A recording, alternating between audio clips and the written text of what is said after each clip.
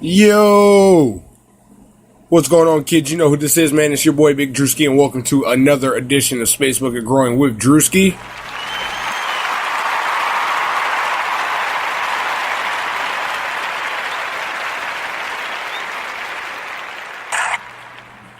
This week, we got some things to talk about, you guys. This episode, we're talking maturing flowers. These things are getting a little bit too mature too fast on me. I don't know what happened. Maybe it was because I took it from flower and it was a clone and it just wants to be a fast little grower over here, or my full newt half-gallon water stressed to the last minute to water feeding methods are working out. But before we get into that, I gotta pay some bills, so you guys listen to this commercial. Space buckets are the easiest intro into cannabis. At Mostly Safe Microgrow, the artisan space buckets make it even easier. Each space bucket comes equipped with Roladero UFO LEDs, reflective lining, 220 CFM intake and exhaust fans, plus power array. A complete grow tent and a 12-inch footprint with an average yield of 2 ounces or more. Head to MostlySafe8.com for their artisan space buckets and how-to guides, or check them out on Etsy. Mostly Safe Microgrow, 2 ounces plus. Alright, so it looks like I might hit that 2 ounce limit. I'm the average. I think my last grow was 2.5. This one I might hit 2. But these flowers are just okay. So we're at the process point of the grow where the I forgot what the freaking term was. We're gonna go to our trusty, dusty website over here, gwe.com, groweateasy.com, trusty cannabis source all over the internet. You guys, I want to tell you guys while I'm here, use the resources that you have on the internet, like dead serious. When you have problems, do not be afraid to go on the internet and read. Seriously. Like, you'll find out so much stuff here. So, alright, here it is. So, the pistils are white and orange. But it's not all the way. Still got a majority of white, but they are turning.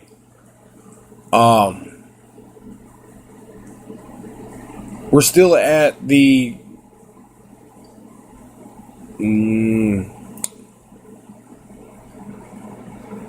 probably about halfway point of the cured hairs, or curled, darkened pistils.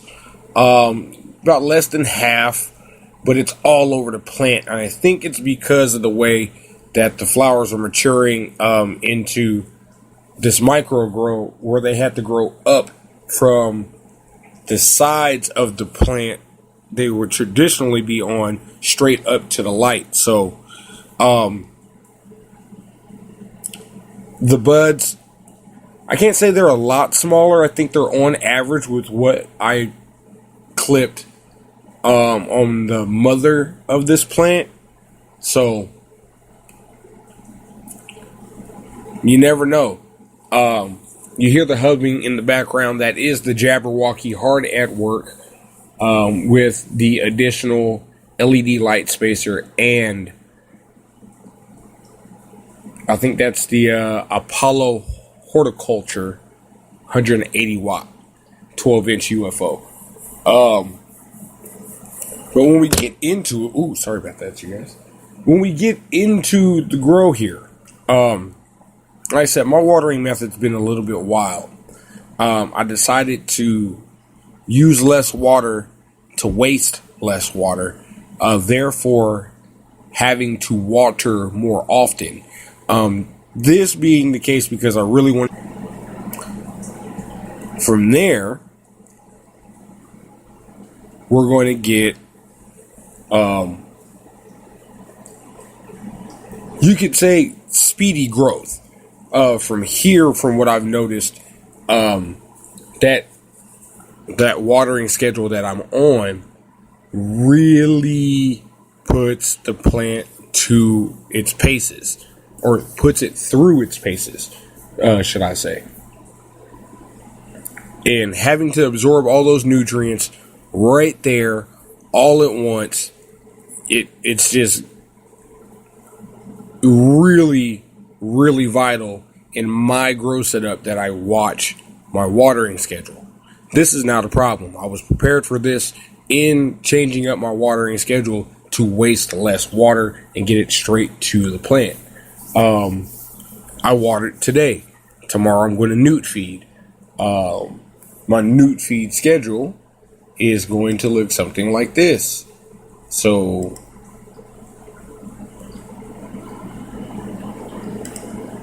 here it is. We're going to use, as soon as this decides to load up here for me, 2 teaspoons of Medusa's Magic, 2 teaspoons of Gaiamania, 2 tablespoons of Athena's Amnias, 2 teaspoons of Demeter's Destinies, 2 tablespoons of Herculean Harvest, 2 teaspoons of Zeus Juice, and 1 tablespoon of Bloom Chaos. This is that mid-flowering stage. I want everything to get nice and fat. And I'm going to tell you, folks, it's not cheap. $25 in shipping just for the nutrients that I have. So imagine how much the nutrients cost. Even though it was a sample pack, I can guarantee you it cost you way more than $25. So I'm not going to waste $1. I'm putting it straight to the plant. That's just me. I'm going to half gallon of water. It seems to do just fine. You get enough runoff to know that you've watered your plant to completion. All the soil in there's soaking up all that. The roots are soaking up all the nutrients. It's a direct feed. Don't have any issues. I don't see what the problem is. So, that being said, using the sample kit regimen is one of those things too. When you look up the Nectar for the Gods sample pack, you realize that these are some of the things that were formulated from growers to maximize this. So this is my submission to everybody who listens to the podcast, that you can change it up, because these are organic nutrients. So pH your water. Use either Olympus up, or Hades down, which is your pH up or pH down. And from there, I don't see any issues. My watering schedule really hasn't. It's been an issue just because of the fact that I have had to water a lot more often than I thought I would. In addition to that, I've also realized that you don't want to do things that you normally wouldn't do in your space bucket micro grow, or in your full size grow. You know what I'm saying? Especially stressing your plant. A lot of people don't like it. I like seeing that absorption rate go and seeing what's happening, and knowing that right now I've got flowers that are maturing at a faster rate than they were on the mother plant because I stuck to the regimen, goes to show me that I'm doing something right. So I really don't have any complaints. I just want to see what these flowers are going to look like at the end of the grow. Knowing the description of Tinkerbell's Revenge.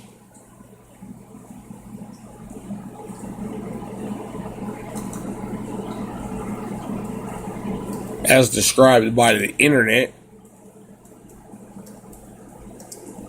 And we're going to look that up. But my personal experience, these nugs, you get some nice, dense nugs if you cure right. I recommend 3 to 4 weeks of curing and burping. Dark room, don't get no light, and go through, burp them up, pop, pop, pop, close them back up, put them right back in that dark room, let all that air out and that moisture. You'll be good to go. You will get a lot of popcorn, but even the popcorn weighs out at a really decent weight. There were some buds in there on the mother plant that I harvested the first time I did this grow, and it was crazy to see that some of these buds were like 2 grams, 3 grams, one bud. So it was really nice to know that the look of this plant will fool you at the end of the day when it comes to growing this. But personal experience, they're popcorn but dense. So you'll have small, dense buds. You'll get some large ones. It looks like I'm going to have plenty of large ones at the end of this harvest here. And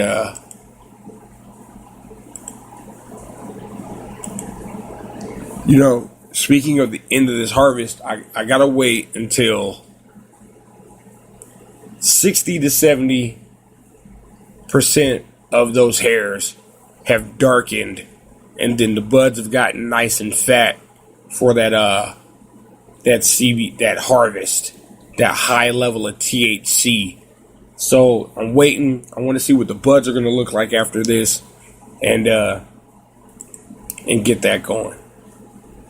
But that's the goal on that, you guys. I want to give you guys a nice little update. Got some news coming on the way, but before we do that, we're going to pay some more bills. This one's brought to you by the Baked Boys Club, you guys. Check them out, www.bakedboysclub.com. Baked Boys Club is a lifestyle clothing brand inspired by the new movement. Since 2016, we've been throwing around the phrase baked life. This is what we are about. That feeling you get when you are high. Continuously breaking the mold between the ones who are afraid to let everyone know who they really are and the ones who just don't care. The relaxed and carefree. Check out our site, www.bakedboysclub.com, and join the Baked Boys Club. Be yourself, get baked, and enjoy life. That's right, you guys. Get baked, enjoy life, become up to 2024. 19.1%. Now, a lot of people are getting afraid that patients are not registering themselves as patients anymore in the legal cannabis industry. Now, I don't know what y'all expected to happen, but if I can take that money that it's going to take to renew my medical license, which is $100 or more in some places, and go straight into the dispensary, show my ID because I'm over 21, and get the same medication, yes, I'm paying 8% more in taxes. That's fine. 8% more in taxes and fees, because in the state of Nevada, it's 10%. So, if I'm already going to be paying that, and that was going to go to the state, now that's at an annual rate. You renew your card every year with that money, then you're supposed to save that money in lower taxes and fees when you hit the dispensary. All fine and dandy. Now, me as a recreational person, I kind of find the benefit of having a medical marijuana card.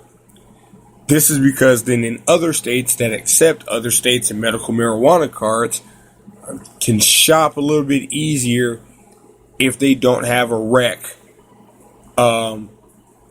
marijuana program in their state, but they do have a medical one. That's one of the pros to having that medical marijuana card. Now, there's a lot of cons I can get into about having this, and with the current news about certain entities that are contained in the alphabet system that have control on the government, I won't personally say I'm going to join that group. I understand having those rights. As a person who grew up in the house with weapons, firearms, my father was an avid shooter. He taught us gun safety. He taught us how to do things the right way when it comes to weapons. I personally like having one in the house. I live with, I have my partner, and she does not like having weapons in the house, and that's fine and dandy. So, we come to a compromise. But being a person that loves and having those avid gun laws in place, I'd rather skip that annual renewal fee and getting a medical marijuana card and keep my gun. I'm just saying, I'm throwing that out there like rice at a wedding. The reason why I would do that is because there are certain things that you have to surrender once you obtain your medical marijuana card. Now, I'm not surrendering a weapon. I'm not discussing my day. I'm not doing any of that crazy mess. I'm sticking to the script. I want to know if I have interactions with the police, why I'm having an interaction with the police, and that's about it. Am I getting let go or am I getting a ticket? That's it. Y'all know the 25 words. I enforce that people get on the wave, learn your rights, especially when it comes to cannabis, you guys.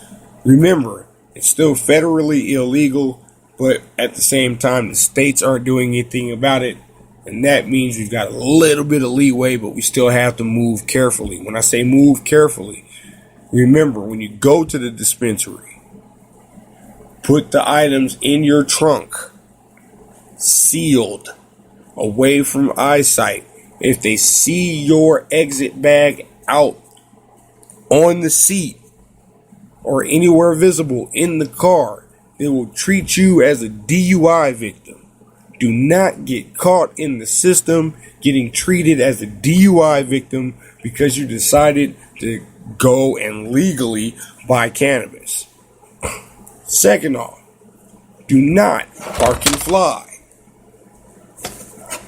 I know it seems safe to do, and it seems like everybody should do it, but not everybody reacts well to cannabis. Some people got to stay in the house, can't operate heavy machinery, so treat that as you would treat alcohol. Do not be impaired and drive. I know. Y'all don't say that. Look, I know y'all. I know. There's some of us who can operate fine and dandy, especially if you're medicating the correct way and you find the super strain of your choice that lets you do all these things in life, like I have with Tinkerbells Revenge. This is why I'm an avid fan of growing it, because I can still smoke it and get everything I need done. I'm an avid cyclist. I love riding my mountain bike. I'm looking to upgrade it for my birthday. It's April 20th. You guys, if you're in Vegas, hang out with your boy. We're going to be doing a lot of smoking. And speaking of that, I'm going to take a smoke break. You guys, I need you to listen to this one last one before we run out all the time. If you want to grow cannabis, Space Buckets are your path to success. And Mostly Safe Microgrow makes that path even easier. Head over to mostlysafe8.com for artisan space buckets and how-to guides, or check them out on Etsy. Mostly Safe Microgrow. Grow your own. Now, Speaking of smoking, I'm taking my nice little smoke break. Shout out to Smoke Pipe. That's SMOAKPIPE on Instagram. Feel like we're part of the Smoke Pipe family. If you've seen the Instagram, we've been doing a lot of smoke session videos with Smoke Pipe, and it's one of those things I love doing. Keep my face in y'all's face, but it's smoking weed. It's medicating, and so you guys take a second, light up your doobie, light up your bong, your pipe, your wooden cigar, your joint, backwood, eastwoods, however you smoke, hemp het wraps. Shout out to High Hemp. Shout out to Kong Wraps based out of Vegas. I'm using the Chub from Smoke Pipe. We're going to get one in real quick. Shout out to the Instagram live viewership. I try to incorporate both. I still don't see what the problem is, you guys. And chime in, you guys. Throw some comments my way. I want to know why the state, now knowing that we have recreational cannabis, would it still expect the same people to give that money to the state where they could give it to the dispensary? Feel me on that. Why give the money to the state when you can give it to the dispensary? Now, the dispensary is going to give it to the state. It's called taxes. We all have to pay them. I run a small business. At the end of the year, I have to declare everything that I've made, and then I've got to pay taxes on this money. I can't go spending everything. I got to put stuff in the bank. I got to have money prepared enough to when I say I've made so much money, I have to pay taxes on it. That's just the game. Now, another thing that messes me up here in the local news is if you're in Vegas, you know we're supposed to have 80 dispensaries based within the state of Nevada, right? Right. In Clark County, we have the bulk of them. We've got 32 applications left that makes it so where we're at our cap. Now, one thing I don't want to see, as well as a lot of other people don't want to see, is a fucking gang load of dispensaries sitting on the strip. I have no fucking idea why in the hell people think it's the most plausible thing to throw a dispensary on the strip. I don't give a fuck about the tourists. The dispensary is supposed to be for the fucking people. Now, it's a perk we have tourism. That's all fine and dandy. And the perk with tourism is it brings in more revenue. The more revenue to the dispensary, the more tax dollars can go into programs that we want to see come back. Arts, music. We want to see these schools getting fixed up. Books, computers. I want to see all that. New paint jobs, new schools. I want to see updates to the old schools. I want my old schools to come back stronger than ever with some of this cannabis revenue. Is it going to happen? While I smoke, y'all think about that one.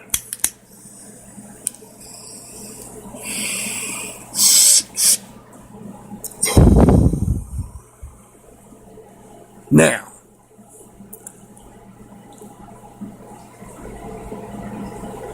in paying those taxes as a dispensary, that money going to the state should help out state programs, and that's what we all wanted in the long run.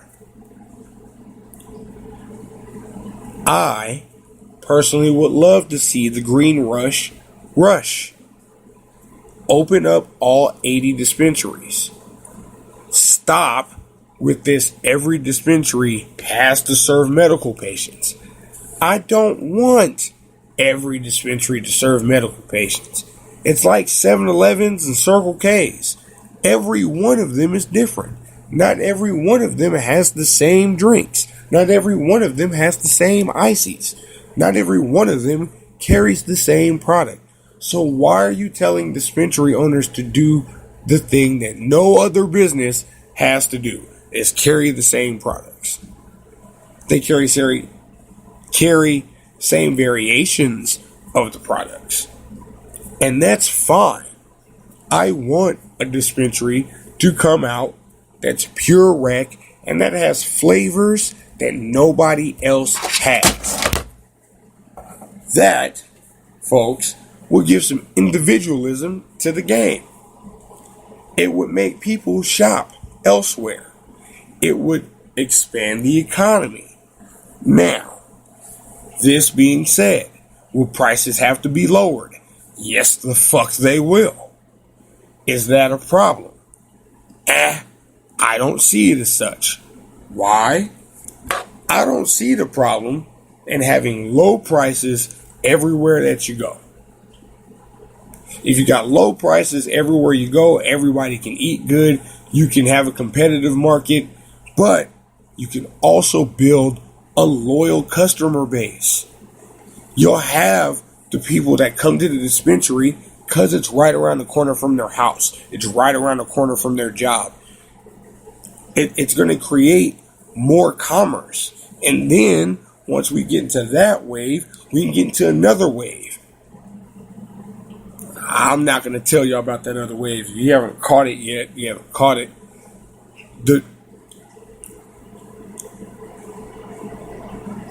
Somebody's going to have to do something different when it comes to showing off what we have in Vegas. It's going to take somebody special to show off what Vegas is about. It's going to take a group of people to form Vegas's own version of Kush Stock. The Hempfest is great. Kush Stock is another level. And with some of the things that we have going on, some of these business owners that own venue spaces, we need to start talking to our government, our commissioners, all that good stuff. Your governor, the mayor, we have to start talking to them to make places more 420 friendly. So that way we can spread the message of this plant. Remember, it's a plant that has healing properties. When you get into those healing properties, and you can do this, remember folks, cannabis isn't about smoking weed all the time. You can juice a fresh cannabis flower and use it for its nutritional benefits. You can press the flower into a solventless wax called rosin and then smoke that. You can make products like shatter and then infuse that in food. You can also do that with raw cannabis and make edibles, the equivalent of a pill, but with a plant. Stop trying to take this patent on cannabis. Excuse me. This patent on cannabis that the government has, and then trying to GMO it or make it artificial. Let us cultivators cultivate. .com. Growing weed is a science. It's an art form. It takes patience. It takes vigilance in the checking of your plant. If you're doing a bigger grow up, there are more problems that come with growing big, and that's just one of the things that happens when you grow cannabis or any other big crop. There's going to be a problem. But when you get to the medical benefits of this plant, especially for somebody like myself now, because of past life decisions, I personally suffer from insomnia. I was a security officer in a past life. I've got knee and back injuries. I had to have physical therapy when I was younger. Those pains still get to me. I run a really anxious mind. I'm a very strong-willed person. Now, these are traits that aren't bad, but in combination can create a bomb. I've known to place myself in what I call the martyr position because of my not calm and collectiveness under cannabis versus taking a pill that suffers from manic episodes and you become zombies. You got family members who have had to succumb to the will of the pill factor. And me personally, I hate it. I can't stand. I want them to switch to cannabis. I've got family members who have cancer and have certain ailments that I'm slowly switching over to cannabis. In not in smoking form, in edible form, in tincture form. Especially with my process. A lot of y'all are going to slander what I do. But I use what you could use for that second and third wash. I chop it down in a food processor very, very fine. And most of my edibles are chocolate based.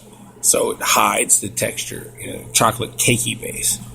So it hides the texture of ground, decarbed, butter soaked cannabis.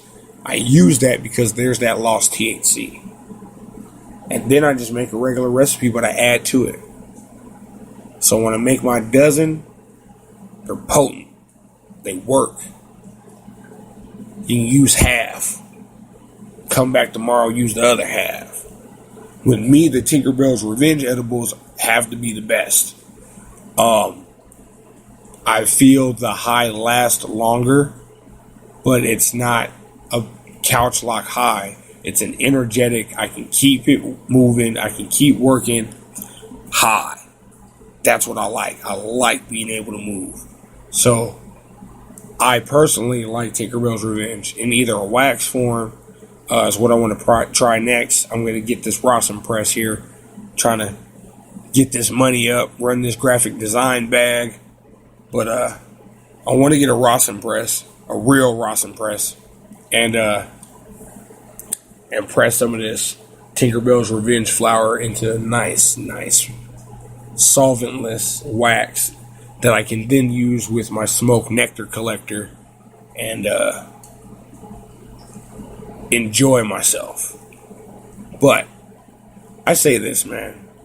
Nevada needs to let these dispensaries open without medical licensing. Not every dispensary has to serve a medical purpose. We already have a bulk that do. All of them do. So let the other 32 be a regular 7-Eleven with their own twist. Everybody's got their own personality and how they run business. Just make sure they're following the rules. If it's all rec, 21 and over, 10%, we're gold. Everybody knows it. We'll follow the rules. And you will then undercut the black market by making more places available for people to legally get and consume cannabis. This is another thing that we need to get on. Nevada needs places to consume cannabis. If in the state of Nevada you can only consume cannabis in the privacy of your own home, as a tourist, I'd be pretty upset. But we have a solution for that we can get into. Hit me in my DM, hit me in the forum, hit me in the Space Bucket Microgrow forum. We'll talk about all of that because I got some ideas I want to throw out to the people and see if we can get this to work as a community. But this is just me talking. Nevada, we need to get out there as a community, step it up, show these people that a lot of us are doing things that every other person does inside of an office. Trust me, soon enough here, I'll be renting out an office to do this work in, to present this podcast to you in, to present my work to you in. I'll have an office and an official business. I have an official business. Don't get me wrong. the Elevated Lifestyle LV Media Group and Advertising Network is a real business. I do this podcast to educate, rant, get off my chest what we've been going through in my grow situation and how that works out. But at the end of the day, man, I want to see more flourish. I want to see companies come up that take advantage of this network. Because at the end of the day, effectively, we're networking with each other. If we're talking as customers to bud tenders are educators. They're supposed to teach you about some news. I'm going to shoot you guys last words from every company here. And thanks for tuning in. Make sure you like and subscribe to the podcast.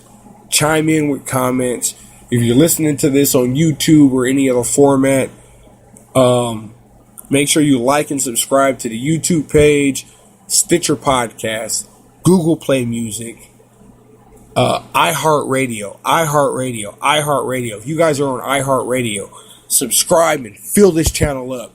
I want to be the first cannabis podcast that eventually turns into a podcast radio station on iHeartRadio. So if you're on iHeartRadio, get on iHeartRadio and subscribe to the podcast, Space Bucket Growing with Drewski. We are on there. Make sure you lock that up. Everybody get up on there. I'm out of here. Here it is. Space buckets are the easiest intro into cannabis. At Mostly Safe Microgrow, the artisan space buckets make it even easier. Each space bucket comes equipped with Roladero UFO LEDs, reflective lining, 220 CFM intake and exhaust fans, plus power array. A complete grow tent and a 12-inch footprint with an average yield of 2 ounces or more. Head to MostlySafe8.com for their artisan space buckets and how-to guides, or check them out on Etsy. Mostly Safe Microgrow, 2 ounces plus. Baked Boys Club is a lifestyle clothing brand inspired by the new movement. Since 2016, we've been throwing around the phrase baked life. This is what we are about. That feeling you get when you are high. Continuously breaking the mold between the ones who are afraid to let everyone know who they really are and the ones who just don't care. The relaxed and carefree. Check out our site, www.bakedboysclub.com, and join the Baked Boys Club. Be yourself, get baked, and enjoy.